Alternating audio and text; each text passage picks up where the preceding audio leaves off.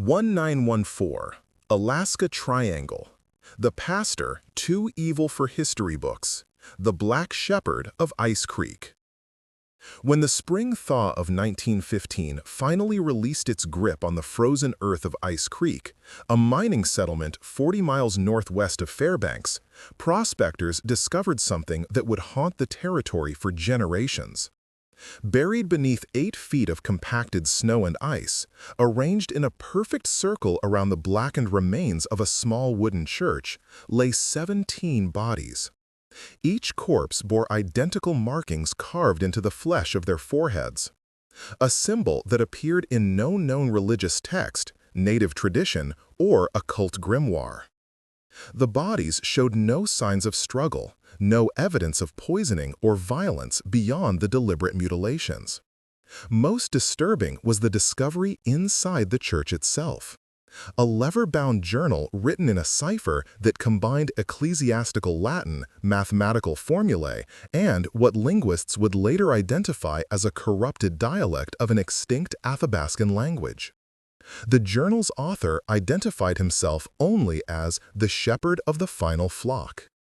Every page dripped with descriptions of rituals designed to open the throat of the world and commune with something he called the congregation beneath the ice. The people of Ice Creek had vanished completely during the winter of 1914, and with them a pastor whose name had been systematically erased from every church record, census document, and territorial file. Someone had wanted him forgotten. History had obliged, until the ice melted. Wait, before we proceed to the archives. If this enigma has already captured your curiosity, tell us where in the world you're joining this investigation from. To make sure you never miss another hidden truth or forgotten theory, subscribe and join our search. History has not yet revealed all of its secrets. Now, back to the facts. Ice Creek was never meant to be permanent. Like so many settlements scattered across the interior of Alaska during the early 20th century, it emerged from desperation and rumor. Rumors of gold deposits along a tributary creek that fed into the Tanana River. Whispers of nuggets the size of a man's fist just waiting to be plucked from frozen stream beds. By the autumn of 1913, approximately 63 souls had gathered in this makeshift community, constructing crude cabins from spruce logs, establishing a general store, and enduring the kind of isolation that makes men either saints or devils. The wilderness surrounding Ice Creek belonged to that vast and terrible geography known informally as the Alaska Triangle, a region bounded roughly by Juneau, Anchorage, and Barrow, where more people have vanished without trace than in the Bermuda Triangle. Aircraft disappear from radar. Hunters walk into the trees and are never seen again. Entire communities have been found abandoned, meals still on tables, doors left open to the howling wind. The indigenous peoples of the region, Tlingit, Athabascan, and Inupiaq, have their own explanations. Stories passed down through generations about the Kushtaka, a land otter men who lure travelers to their doom. About the Mahaha, demons that tickle their victims to death. About places where the world grows thin and other things press through. Into this isolation, in late September 1913, came Reverend Elias Cormack, or so the initial records claimed. The territorial archives in Juneau contain fragmentary references to Cormack's arrival. A supply manifest from the Alaska Commercial Company notes the delivery of one passenger, clerical, to Ice Creek on September 28, 1913. A letter from the settlement's de facto mayor, a former lawyer named Thomas Wardle, mentions the arrival of a man of the cloth who seems eager to minister to our rough congregation. Wardell's letter, dated October 15, 1913, and addressed to his sister in Seattle, describes Cormack as a tall figure, somewhat gaunt, with eyes that seem always to be calculating distances you cannot see. The description is unsettling in its vagueness. No physical details beyond height. No mention of age, accent, or denomination. Wardell, a man who filled his other correspondence with florid descriptions of landscape and character, reduced Cormac to geometry and abstraction. The Reverend claimed to represent the Presbyterian Mission Board, though later investigation would reveal no record of his ordination, no seminary attendance, no previous postings. He carried with him a small trunk of personal effects, a leather satchel of books, and the materials necessary to construct a church. Within 3 weeks of his arrival, the men of Ice Creek, grateful for any symbol of civilization in their frigid exile, had erected a modest wooden chapel at the settlement's northern edge, positioned so that its single window faced the vast expanse of boreal forest that stretched unbroken toward the Arctic Circle. What happened during those first months remains a matter of conjecture and fragmentary testimony. The mail carrier who serviced Ice Creek on a monthly basis, a Norwegian immigrant named Lars Bjornson, later told investigators that the settlement seemed different when he arrived in December 1913. The people, he said, had become quieter, more watchful. They gathered for services 3 times weekly now, far more than standard practice. When Bjornson asked about this unusual devotion, Wardell simply replied that Reverend Cormac preached a kind of salvation we hadn't understood before.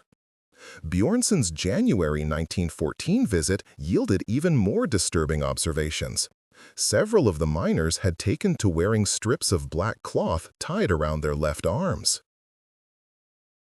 When questioned, they explained that Cormac had instituted these as symbols of penitent preparation, though preparation for what, they did not say.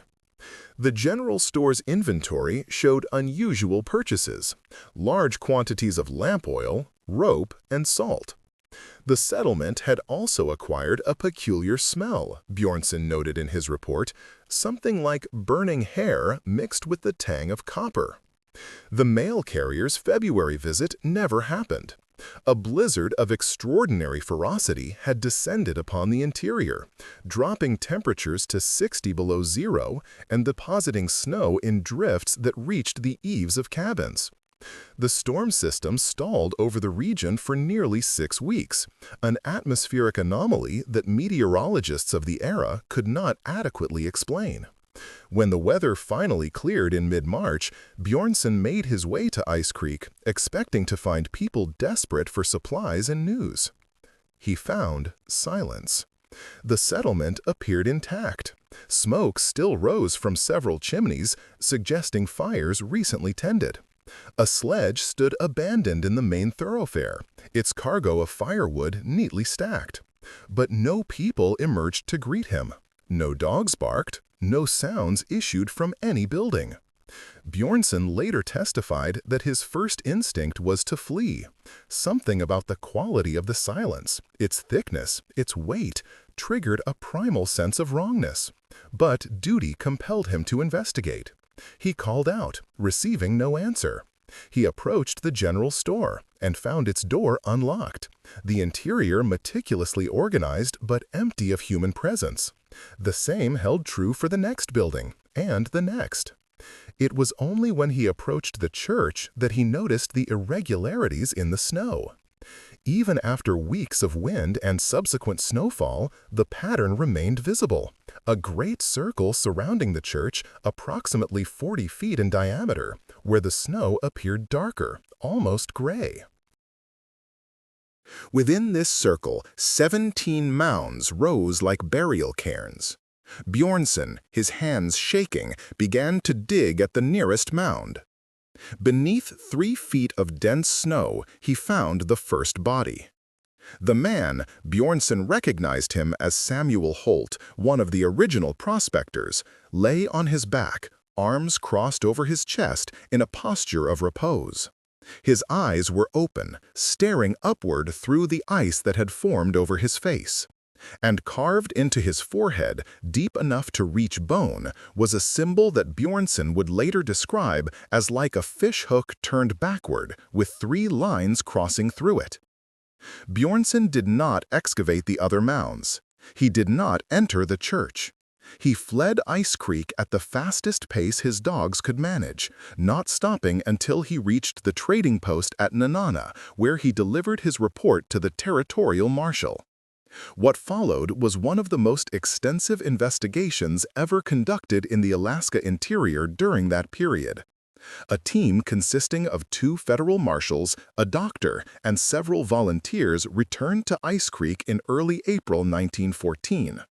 They documented the scene with photographs and detailed notes, materials that now reside in the Alaska State Archives, available to researchers willing to sign extensive waivers and view the material only under supervision. The photographs are profoundly disturbing, not for overt grotesqueness, but for the methodical precision they reveal. Each of the 17 bodies had been arranged identically, supine, arms crossed, legs straight. Each bore the same forehead carving. Each had been positioned at an exact point in the circle, the distances measured and deliberate. The investigators determined that the victims had died of exposure, though the timeline was impossible to establish. The freezing temperatures had preserved them remarkably well, but also made it difficult to determine if they had been conscious when placed in the snow, or if some other cause of death had preceded their outdoor arrangement. Inside the church, the investigation team found evidence of habitation, but not carnage. The pews had been removed and stacked against the western wall. The floor bore marks consistent with chalk or paint, though whatever designs had been drawn there had been carefully scrubbed away. The pulpit remained in place, and upon it sat the leather-bound journal that would become the investigation's most perplexing evidence. The journal's contents defied easy categorization. The opening pages appeared to be a conventional spiritual diary, recording prayers and meditations of a sort recognizable to any Christian minister. But by page 20, the entries had begun to shift. Biblical verses were quoted and then inverted, rewritten with key words replaced by terms in languages the investigators could not identify. Mathematical calculations appeared in margins, complex equations that, when later shown to academics, seemed to describe geometric relationships in spaces with more than 3 dimensions.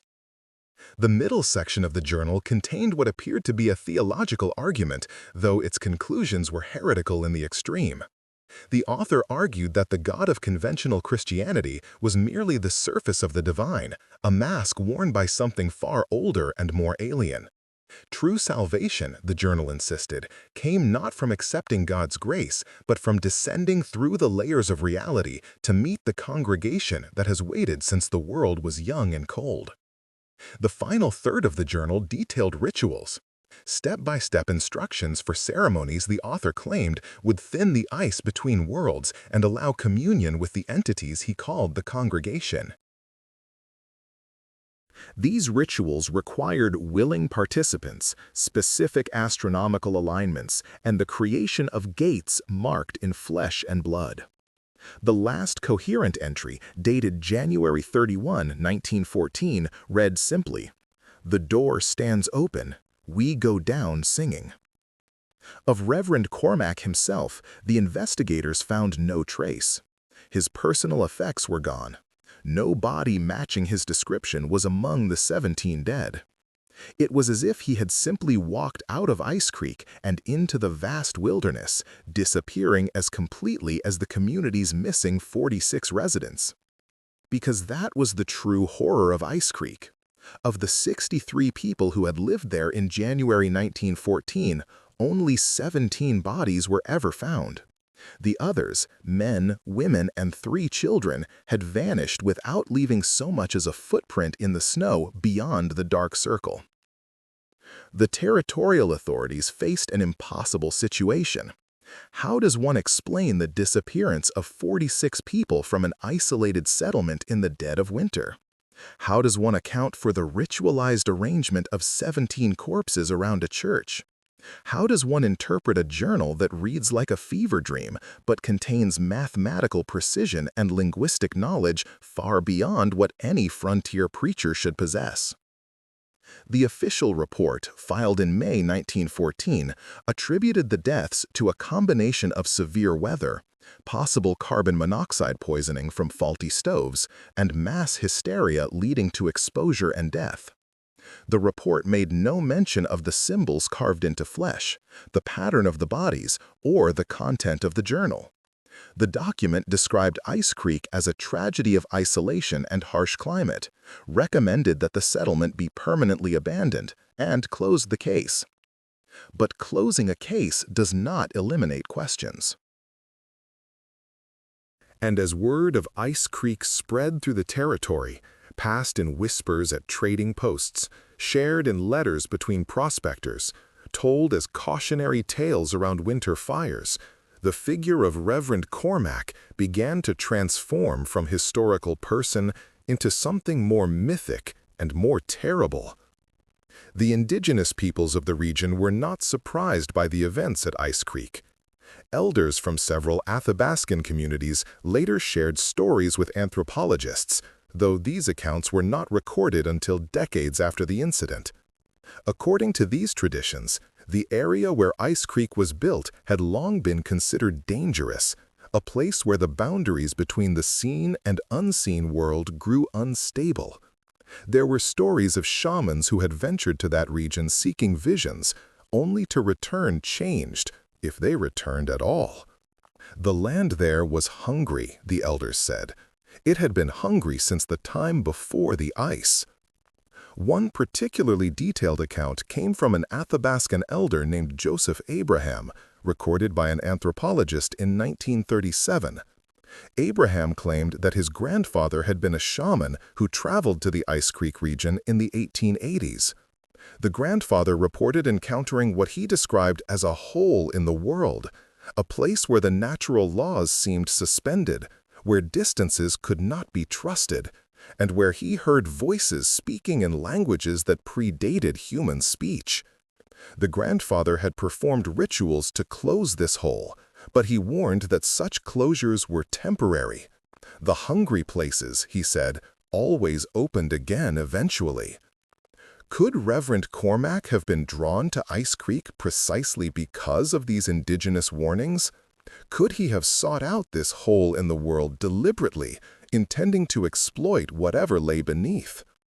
The journal found in the church suggested someone with extensive knowledge of esoteric traditions from multiple cultures. The mathematical notations implied education far beyond simple seminary training. And the linguistic hybridity of the text, mixing Latin, obscure Athabascan dialects, and what some researchers have tentatively identified as fragments of ancient Sumerian, suggested someone who had studied the occult with academic rigor. In 1926, a researcher named Dr. Helena Vance made what remains the most comprehensive attempt to understand the Ice Creek incident. Vance, a folklorist and linguist affiliated with the University of Washington, had developed an interest in frontier religious movements and the psychological effects of extreme isolation. She obtained permission to examine the materials seized from Ice Creek, including the journal, and spent 18 months attempting to decode its contents. Vance's research notes, preserved in the University of Washington's special collections, make for unsettling reading. She successfully translated approximately 60% of the journal, revealing what she described as a coherent, if utterly alien, theological system. According to Vance's interpretation, the author believed that the conventional spiritual realm described by world religions was merely the first layer of reality. Beneath this layer, accessed through specific geographic locations and ritual practices, lay older realms inhabited by consciousnesses that predated human existence. These entities, the congregation beneath the ice, were neither demons nor gods in the traditional sense.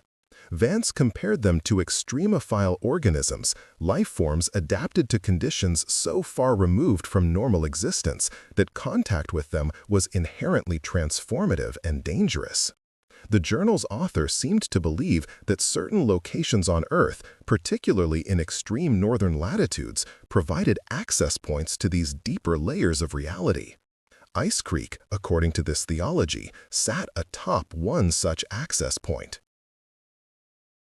The rituals described in the journal were designed to thin the barrier between layers, allowing human consciousness to descend while simultaneously permitting something from below to rise. The symbols carved into the foreheads of the victims were not random. Vance identified them as a form of dimensional notation, marking the bearer as having been prepared for descent. Vance's most disturbing conclusion concerned the missing 46 residents of Ice Creek. Based on her translation of the journal's final entries, she believed these people had not died or fled. They had descended, whether voluntarily or not, into whatever lay beneath the physical location of Ice Creek. The 17 bodies left behind were those who had not survived the preparation process, individuals whose physiology or psychology had proven incompatible with the transformation Cormac was attempting to facilitate. The academic community reacted to Vance's work with profound skepticism.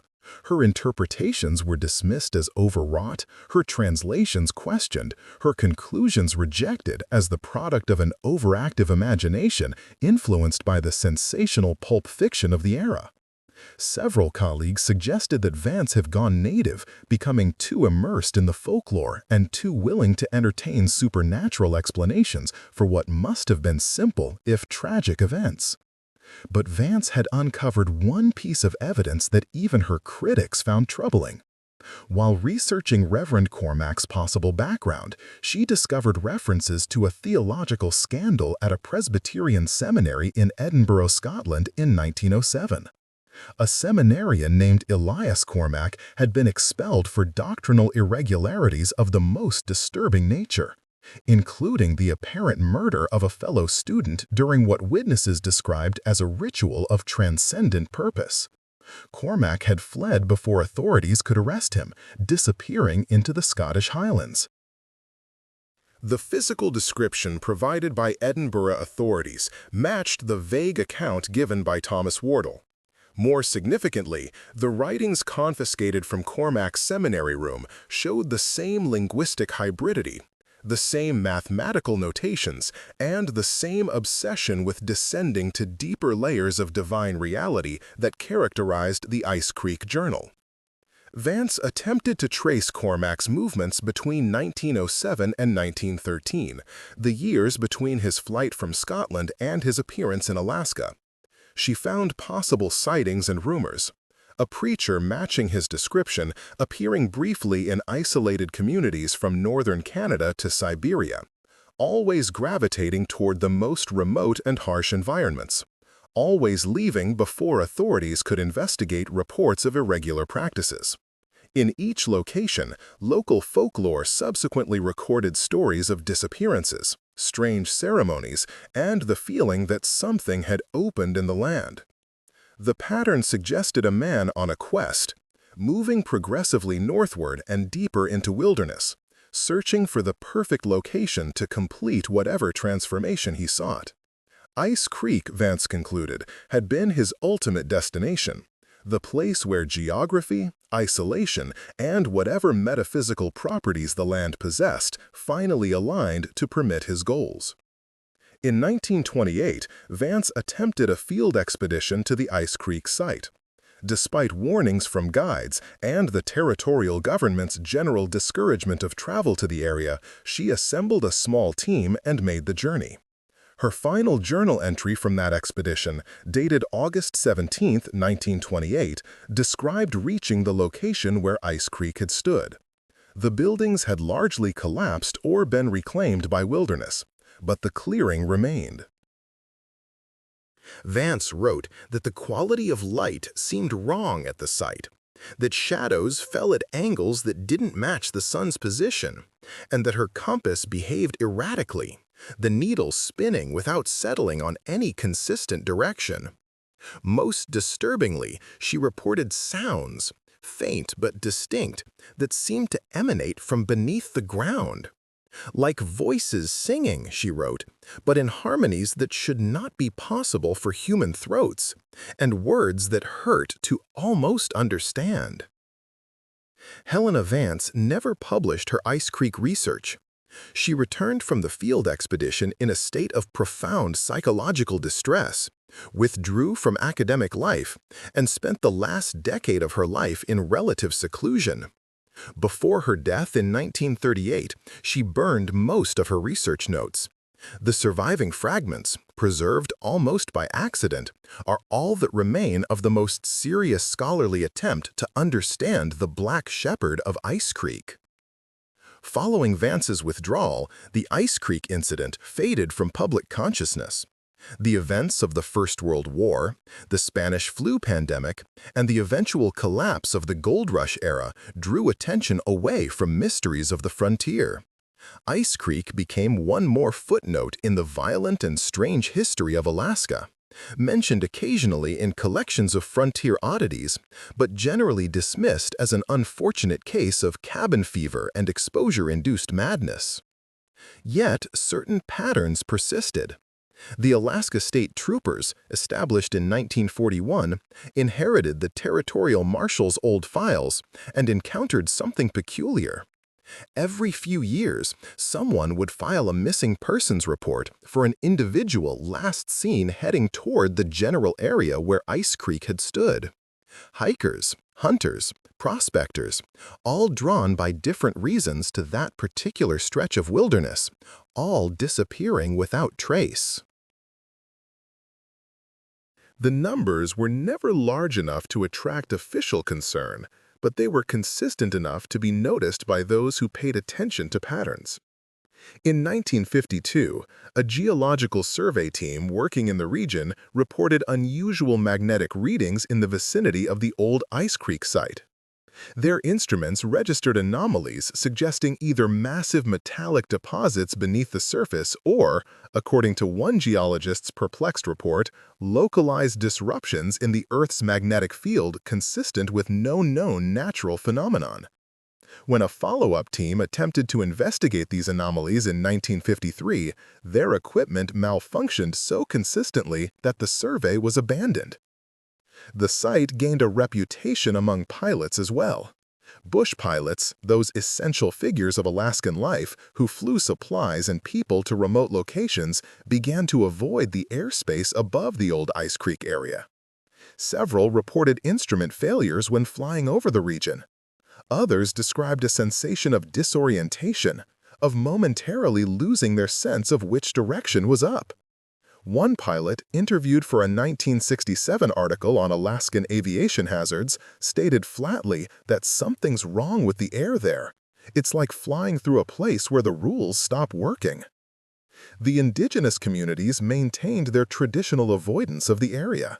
When researchers or government officials asked about Ice Creek, elders would sometimes share carefully curated versions of their knowledge, but always with the caveat that the land itself should be left undisturbed. Some doors, one elder told an anthropologist in 1971, were opened by people who didn't understand that doors can swing both ways. What came through has not left. What went down has not returned. The place is not empty, but it is not for us. In 1983, an event occurred that briefly renewed official interest in Ice Creek. A party of 4 experienced mountaineers, attempting to traverse the wilderness between Fairbanks and the Yukon border, sent a radio distress call on October 3rd. The message was fragmentary, partially obscured by static, but the operator at the Fairbanks station recorded what he could decipher. "Something wrong with the light here. Ground feels unstable. Hearing voices, but no one is... Christ, the symbols on the trees. This is where that church was. We need..." The transmission ended abruptly. Search and rescue teams deployed immediately, using the last known coordinates from the mountaineers' radio. They found the group's camp, tent still standing, equipment neatly organized. No signs of struggle, no bodies. The search expanded, covering hundreds of square miles of terrain over 2 weeks. Not a single trace of the 4 mountaineers was ever discovered. During the search operation, one of the rescue team members, an experienced Alaska State Trooper named Robert Chen, took photographs of the surrounding area. When developed, several of these photographs showed anomalies. In 3 separate images, taken from different angles, shadowy figures appeared among the trees. Tall, elongated forms that didn't correspond to anything Chen remembered seeing through the camera. Analysis by photographic experts concluded the images were not the result of double exposure or processing errors. The figures were present in the negatives themselves. Chen later reported that during the search, he had experienced persistent auditory hallucinations, a sound like distant singing that seemed to come from beneath his feet. Several other search team members reported similar experiences.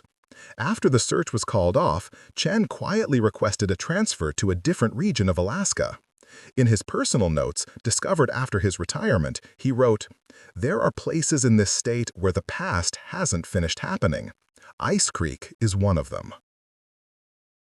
What began there in 1914 is still in process. I don't pretend to understand it, but I know enough to stay away. The 1990s saw a surge of interest in paranormal phenomena and conspiracy theories, and Ice Creek inevitably attracted attention from these quarters. Amateur investigators, armed with cameras and electromagnetic field detectors, made pilgrimages to the site.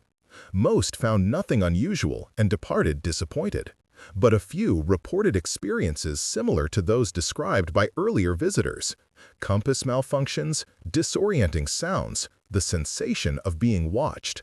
One group, documenting their expedition in 1997, claimed to have discovered the remains of the church's foundation and found symbols carved into the surviving wood, the same backward fishhook pattern described in the 1914 investigation.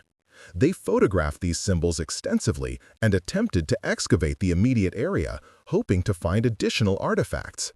Within hours of beginning their excavation, all 4 members of the group became violently ill, experiencing symptoms that resembled severe altitude sickness, despite the location's modest elevation. They abandoned the site and their equipment, fleeing on foot, despite the difficulty of the terrain. 3 required hospitalization upon reaching Fairbanks. The 4th refused medical treatment and subsequently disappeared. His fate remains unknown. The photographs and video footage from this expedition circulated on early internet forums dedicated to unexplained phenomena. Analysis of the material yielded mixed results. The symbols were genuine, carved into wood that dendrochronological testing suggested did indeed date from the early 20th century. But the group's claims about their illness were harder to verify. Medical records showed they had been treated for dehydration, hypothermia, and psychological distress, conditions explainable by poor preparation and panic, not supernatural influence. Yet the pattern remained. The site resisted investigation.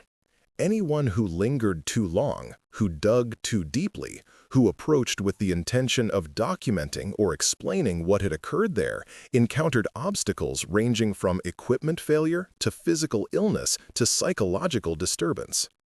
It was almost as if the land itself enforced a kind of quarantine, permitting cursory visits but actively repelling sustained scrutiny.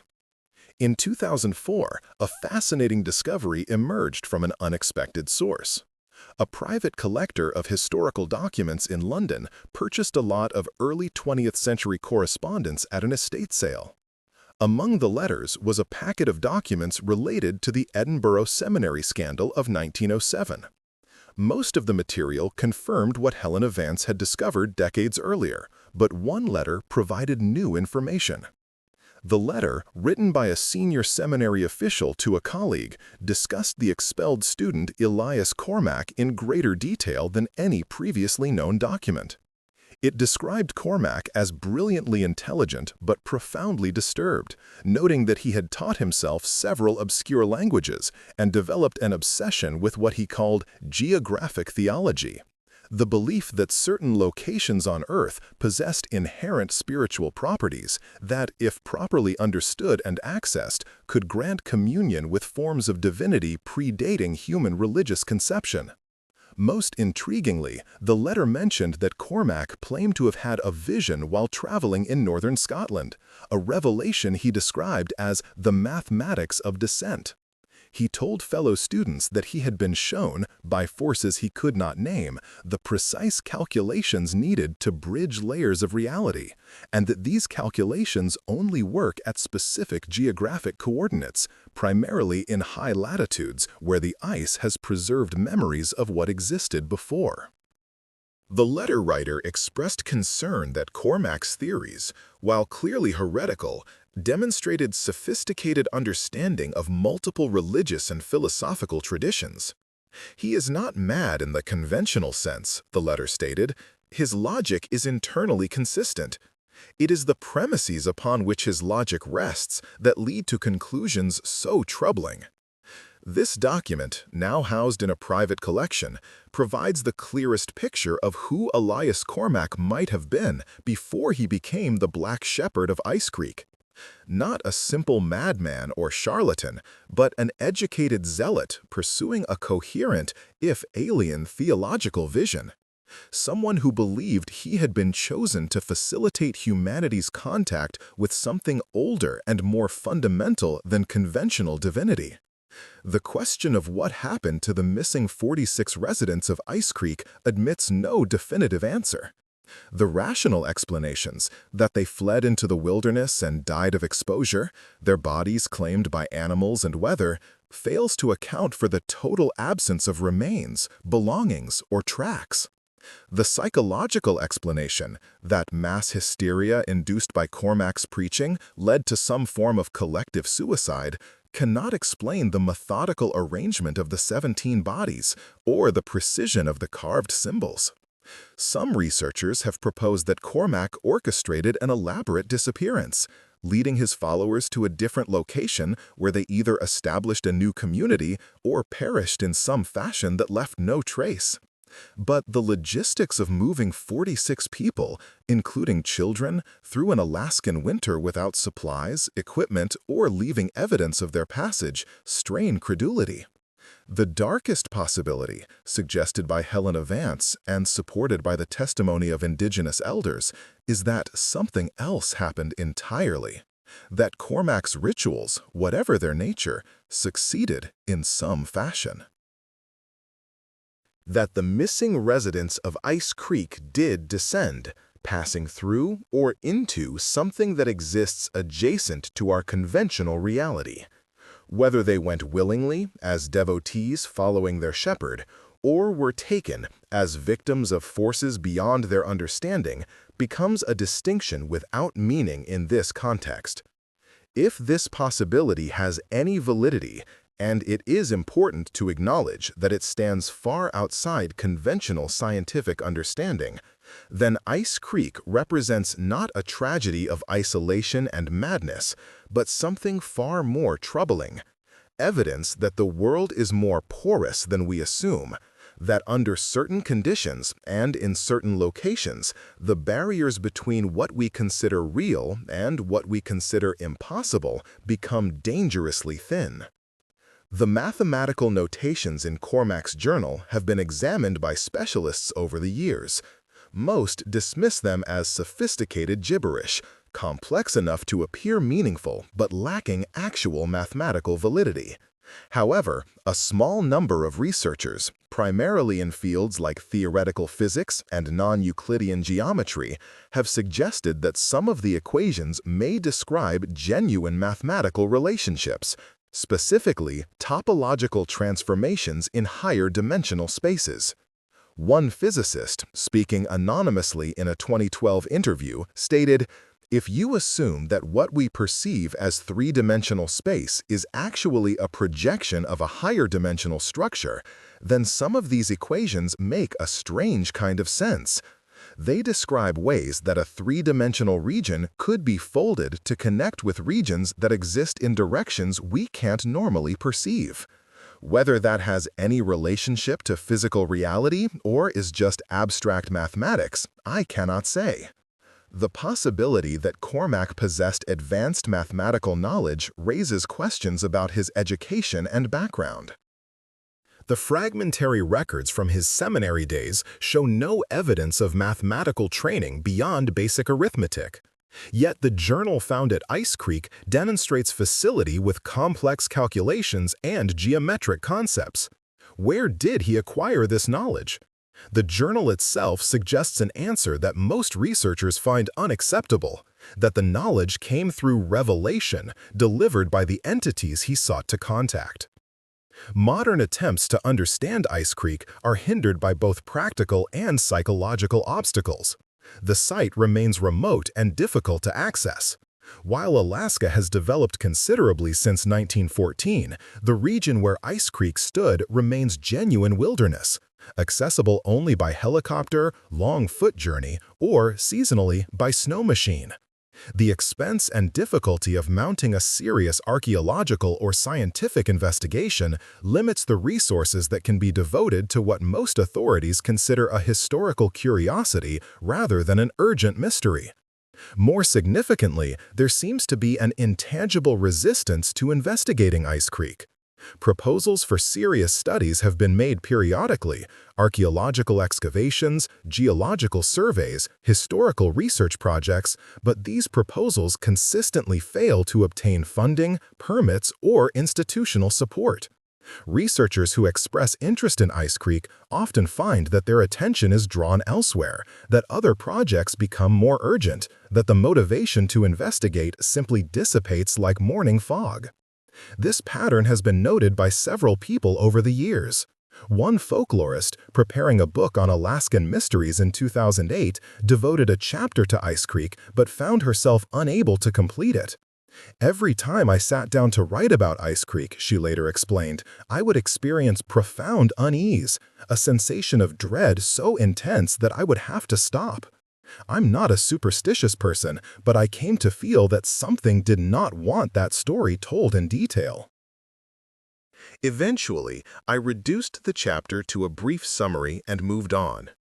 Whether this resistance is psychological, a natural aversion to contemplating events so disturbing, or something more unusual remains an open question. But the practical effect is that Ice Creek has remained largely unstudied by modern methods. No ground-penetrating radar has swept the site. No archaeological team has conducted systematic excavation. The journal found in 1914 has been photographed and scanned, but deep linguistic and cryptographic analysis has never been conducted with contemporary computational tools. In 2019, a team from a university in the Pacific Northwest did receive permission to visit the Ice Creek site as part of a broader study on abandoned settlements in Alaska. Their findings, published in a limited circulation academic journal, were disappointing to those hoping for dramatic revelations. The team found remnants of the settlement: collapsed cabin foundations, rusted tools, fragments of glass and ceramics. They documented these artifacts, took soil samples, and conducted environmental surveys. What they did not find was anything overtly anomalous. The magnetic readings were within normal parameters. The soil showed no unusual chemical composition. The artifacts were consistent with early 20th century frontier life. The team spent 4 days at the site without experiencing equipment malfunctions, illness, or psychological distress. Their conclusion was that Ice Creek, while the site of a historical tragedy, showed no evidence of ongoing unusual phenomena. The stories and legends surrounding the site were, in their assessment, the natural result of a disturbing historical event being amplified through retelling and the human tendency to find pattern and meaning in randomness. Yet, 2 details from their report merit attention. First, the team noted that while they experienced no dramatic events, they all reported unusually vivid dreams during their time at the site. These dreams, which team members described independently before comparing notes, shared common elements: sensations of falling, voices speaking in unknown languages, and the feeling of being in spaces that were simultaneously enclosed and vast. The team attributed these shared dream elements to suggestion and the psychological impact of camping at a location with a dark history. Second, and more puzzling, was an observation about the vegetation patterns at the site. The area where the church had stood, confirmed by comparing historical photographs with current conditions, showed anomalous plant growth. While the surrounding forest had reclaimed most of the settlement, the church site remained relatively clear. More specifically, trees that had begun to grow in that area showed unusual growth patterns. Twisted trunks, branches that grew in directions that didn't follow normal phototropic responses, and, in several cases, root systems that seemed to avoid penetrating below a certain depth. The team's botanist noted this in her report, but suggested it might be the result of soil compaction or chemical residue from the building materials. She collected samples for analysis, but the results were inconclusive. The soil showed slightly elevated pH levels and traces of compounds consistent with wood ash and old paint, but nothing that clearly explained the vegetation patterns. As we approach the present day, Ice Creek exists in a curious liminal space. It is simultaneously historical fact and modern myth, documented event and unsolvable mystery. The basic facts are not disputed. A settlement existed, its residents died or vanished under disturbing circumstances, and a religious figure named Elias Cormack was centrally involved. Beyond these facts, everything fragments into interpretation, speculation, and the uneasy space between what we know and what we can bring ourselves to believe. The Alaska State Troopers maintain a file on Ice Creek, updated periodically when new information emerges or when someone reports an intention to visit the site. The file contains not just the historical documents, but a log of subsequent incidents: the missing mountaineers, the reports from pilots, the health emergencies of would-be investigators. Viewed collectively, this log suggests something that official reports are reluctant to state explicitly: that Ice Creek remains, in some fashion, an active site rather than a historical one. Indigenous knowledge holders continue to assert that the land where Ice Creek stood is not safe, that what Cormack initiated has not concluded. "You don't understand how these things work," one elder told a researcher in 2016. "Your people think time moves in one direction, that what happened in the past is finished. But some actions echo forward. Some ceremonies, once started, continue until they're completed or until they're deliberately ended. No one ever ended what began at Ice Creek. It's still happening, slowly, in ways you can't see." The question of Elias Cormack's fate haunts the entire mystery. Did he die at Ice Creek, his body somehow concealed or destroyed? Did he flee after the winter of 1914, escaping into wilderness or returning to civilization under a different identity? Or did he achieve whatever transformation he sought, descending along with his followers into whatever reality his rituals had opened? There are no confirmed sightings of Cormack after January 1914. Yet over the decades, occasional reports have surfaced of a tall, gaunt man appearing briefly in remote Alaskan communities, speaking with unusual eloquence about spiritual matters, and departing before his presence is fully registered. These reports are vague, unconfirmed, and easily dismissed. Yet they persist, decade after decade, always describing someone matching the original descriptions of Cormack, apparently unchanged by the passage of time. One such report came from a commercial fisherman in 2003 who claimed to have given a ride to a stranger traveling between small villages on the Alaska Peninsula. The stranger engaged him in conversation about the nature of reality and the possibility of geographical doorways to deeper levels of existence. When the fisherman asked his passenger's name, the man smiled and said, "You might call me a shepherd, though my flock has moved to stranger pastures." The fisherman, who knew nothing of the Ice Creek story, was struck by the man's intensity and his eyes, which he described as calculating distances I couldn't see. When the fisherman later mentioned this encounter to a friend who was familiar with Alaskan folklore, and when that friend told him about the Black Shepherd of Ice Creek, the fisherman became convinced he had given a ride to Elias Cormack or to someone who knew Cormack's story intimately enough to appropriate his mannerisms. The truth is unknowable. Whether Cormac died a century ago or walks still through the far places of Alaska, whether his rituals were the delusions of a disturbed mind or genuine attempts to breach barriers we pretend don't exist, the facts remain insufficient to support definitive conclusions. What we do know is that a community of people died or disappeared under circumstances that continue to resist full explanation. We know that their deaths or disappearances followed months of activity centered on a religious figure whose background and motivations remain obscure.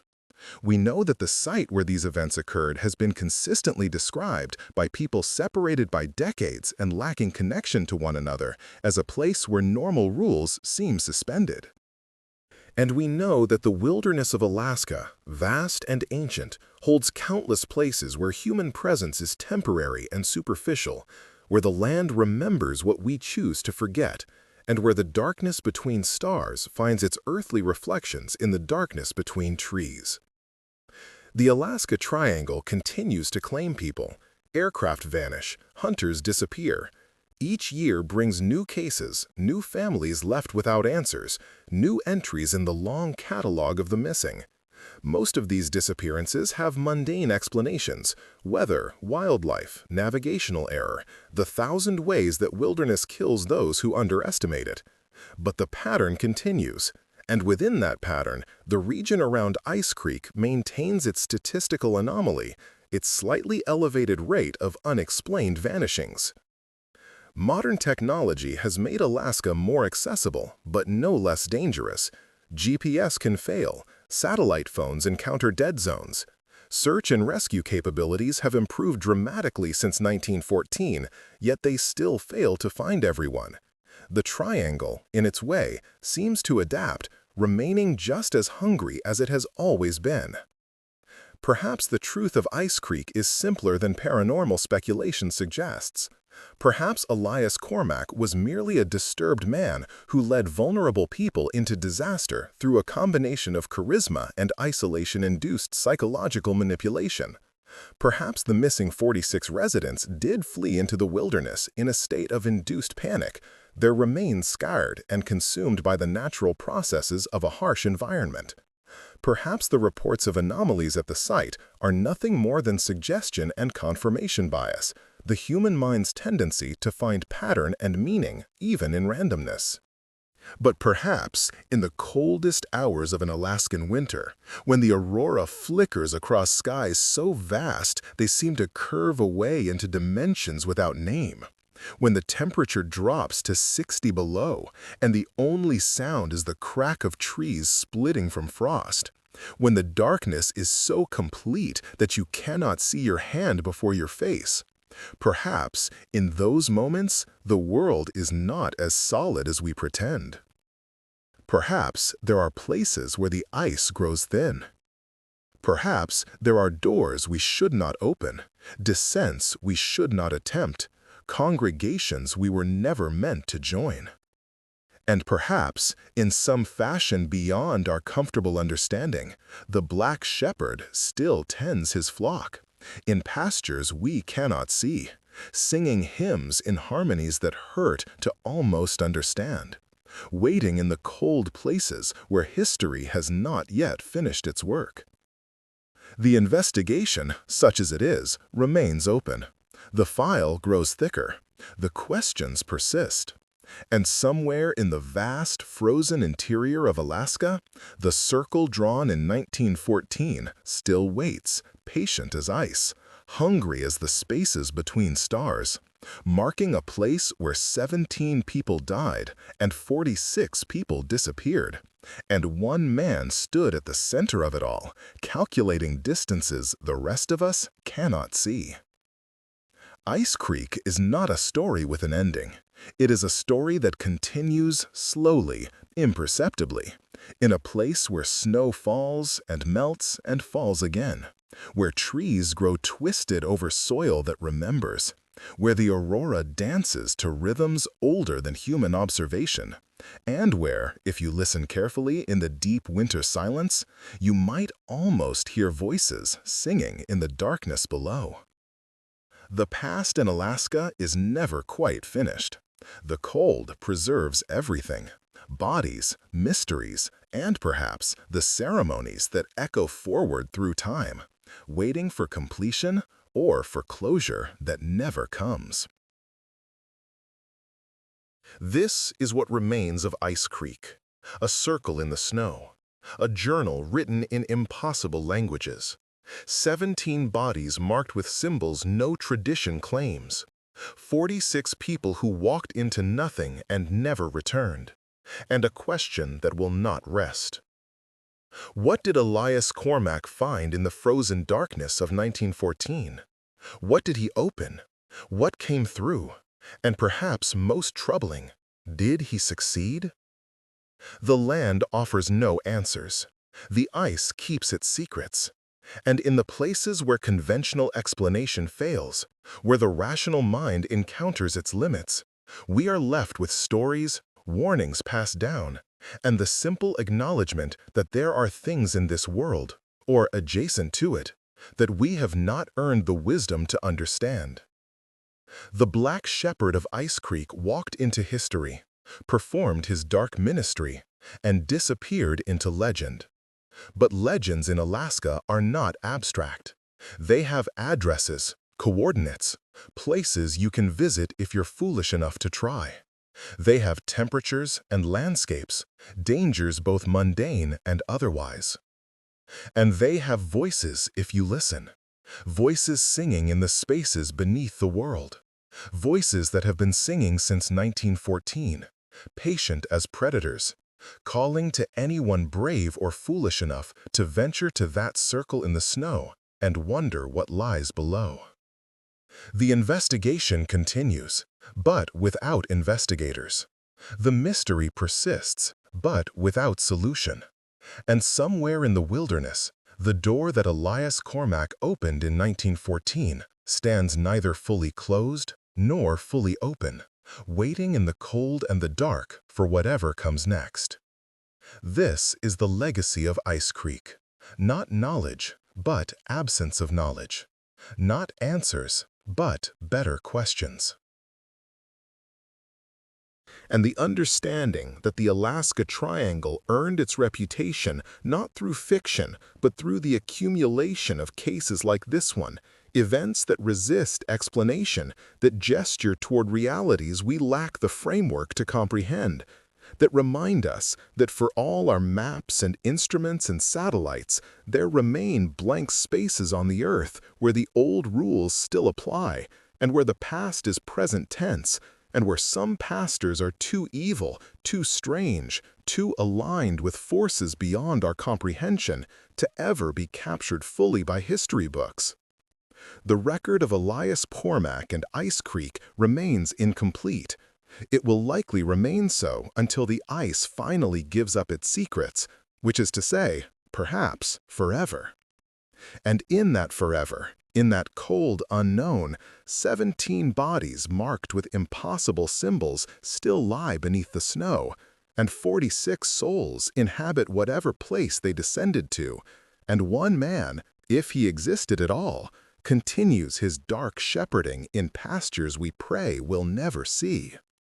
This is where investigation ends and contemplation begins. This is where history fades and legend takes hold.